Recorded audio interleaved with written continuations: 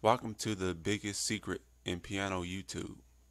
We're going to go over some talk music today.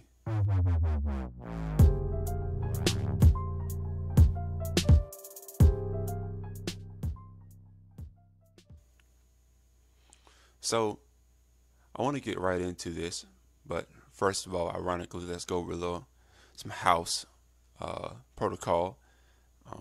If you're new to this channel, please definitely subscribe, and also feel free to like this video because it helps the YouTube algorithm out, gets this video to the people that need to see it the most, just like you all. Also, if you're really enjoying what you're seeing on this channel and want to have your personal hand in the growth and development, please feel free to donate to the Cash App. The description will be below. Everything helps. Efficiency cost.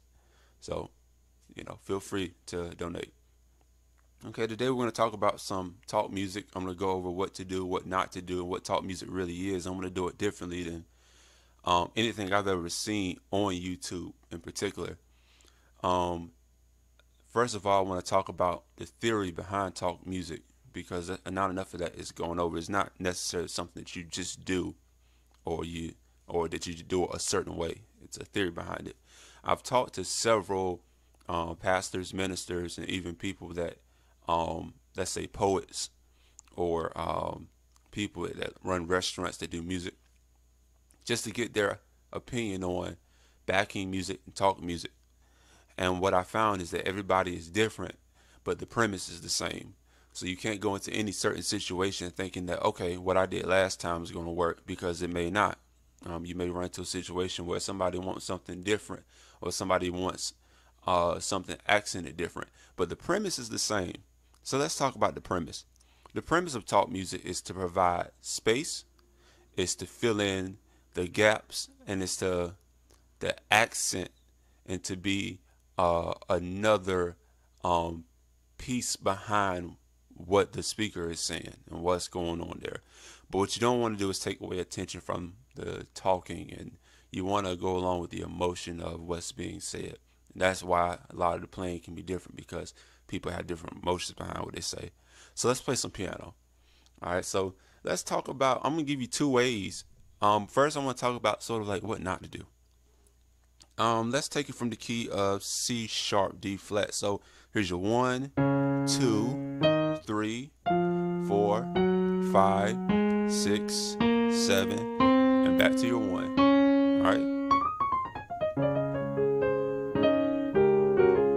All right. So the first thing that you want to do, or that you don't want to do, the first thing you want to know not to do is don't go into the environment standing out. The focus isn't on you, so you don't want to stand out. Crazy as that sounds, because a lot of times we do want to stand out. So a lot of people I know would probably right,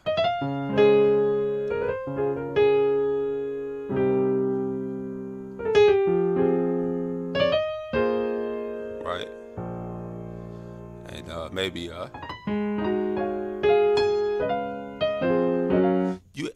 you don't want to do that. There's a lot of movement going on there. You don't want to do that, and you also wouldn't want to do anything like, let's see,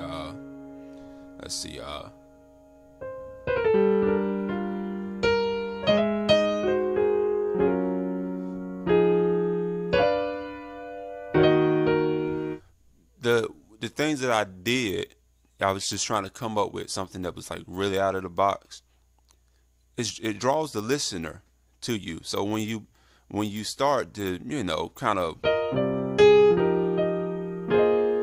go into more untraditional movements, if the person isn't saying something abstract, you don't play abstract. So here's what you want to do. If you only know so much, let's say, this is the simple way first. Let's say you just started. Let's say we do something like a 2-6. So you could say,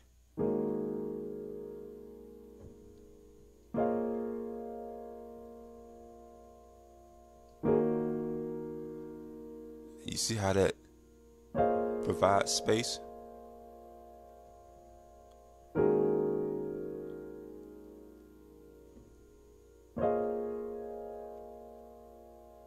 I'm gonna go to a 5.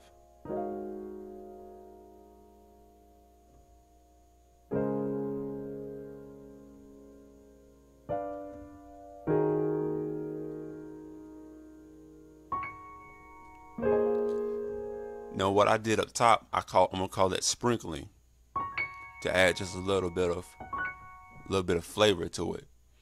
Now that's the very simple way of doing it. If you've never, if your hands aren't advanced or intermediate yet and you're just getting started, play it soft, give that space, fill the gaps. When there was a gap, I kind of did the whole, Now, here's something that you may be more used to seeing, or why you clicked on the video in the first place. So there's this method. You can look at it as drop 2, or you can look at it as, I look at it as just playing the third in the bass, whether it's a major third or minor third. Most of the time I'm dealing with the majors. I pick about, let's say, 3 chords. So I'm in C sharp. I'm in the key of C sharp. I pick the 1 chord. This is my 1 chord. I pick the 5 chord, and I pick the 4 chord. All right. Now here's the third of the chord. So the third of the chord is this F. Okay. And the third of my 5 chord is the C, and the third of my F sharp chord is going to be my 6, which is B flat. So I may go down and say something like, just using these chords over and over.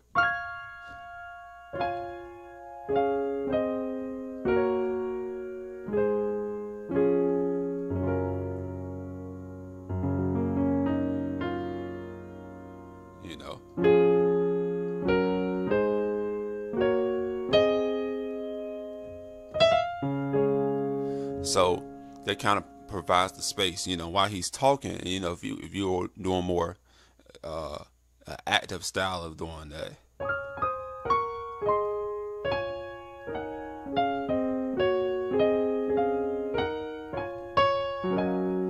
you know what I'm saying?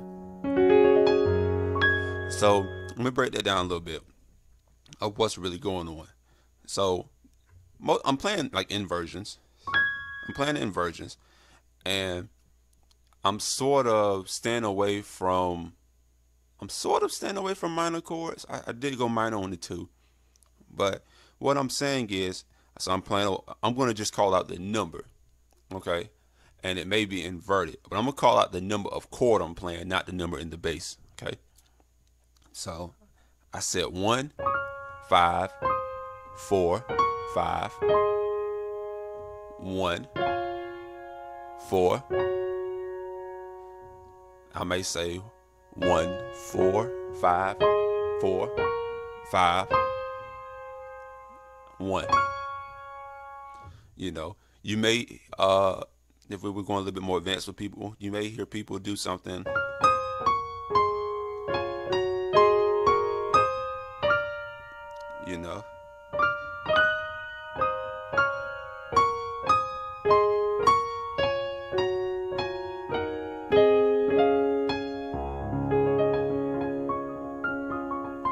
Now that's fast. You do it according to what they're saying.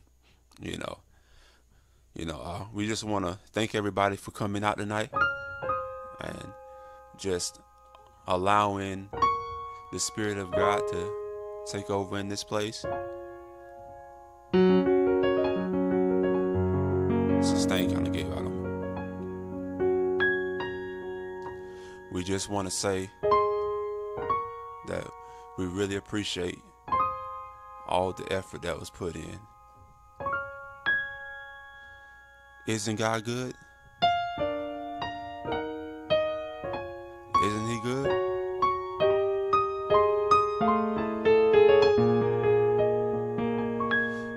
Notice when I ask the question, or when the question is asked, you start kind of going into that that type of feel right there, which is just I played a major 1 over F, I played a major 2 over G, and I played a major 3 over A. All right. So that's one thing to do. It's very melody related.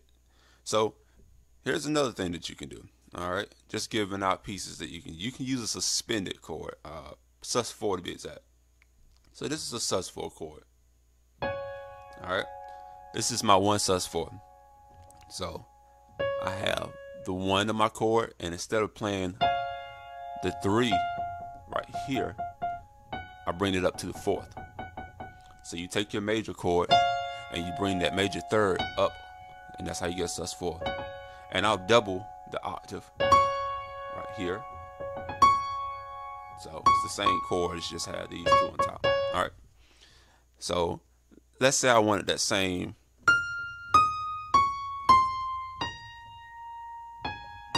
type of melody, that same you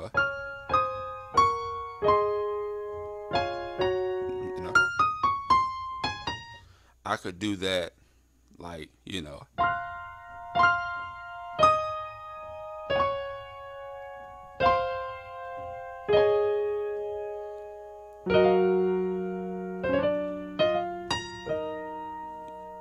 you know what I'm saying? I can even keep the melody.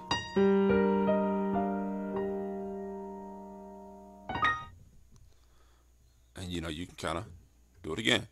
So all it is, I took that shape, we'll call it a shape, took that chord, and I use it around the whole scale. Use it around the whole scale as I please. So whatever I wanted to hear, you know, whatever I wanted to hear,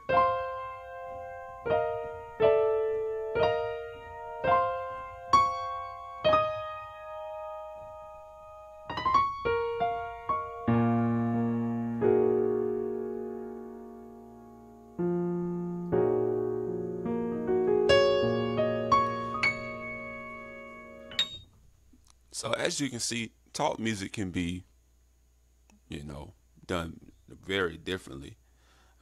If you're in a more of a jazz environment, I think that what I would do is a little different than a church environment.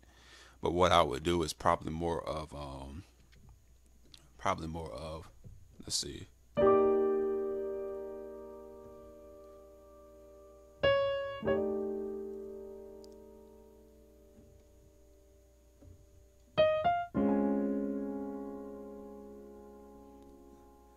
Let's say they let up.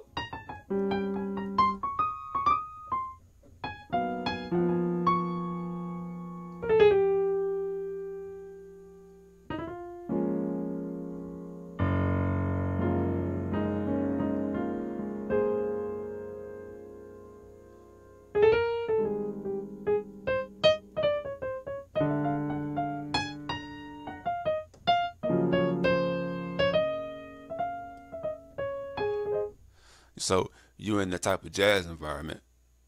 What I do is you keep it subtle, keep it rootless, keep it simple. And the theory behind the chords that I was doing is just sort of 7, 3, 6, 2, 5. And I just did it slow and kind of accented certain scales. 1, 4, 3, 6, 2, 5. I don't know if I went all the way to 1, but 1. And that's kind of what I did. And you know, along that, I kind of accented stuff along the way like that. So that kind of helps out for, you know, your different environments. But the point is that I want you to miss, that I don't want you to miss, that I want you to get, is make sure that you're complimenting what's being said. And that's it. So on that note, man, hope you guys have enjoyed the video. Look forward to pushing more out there. All right, peace.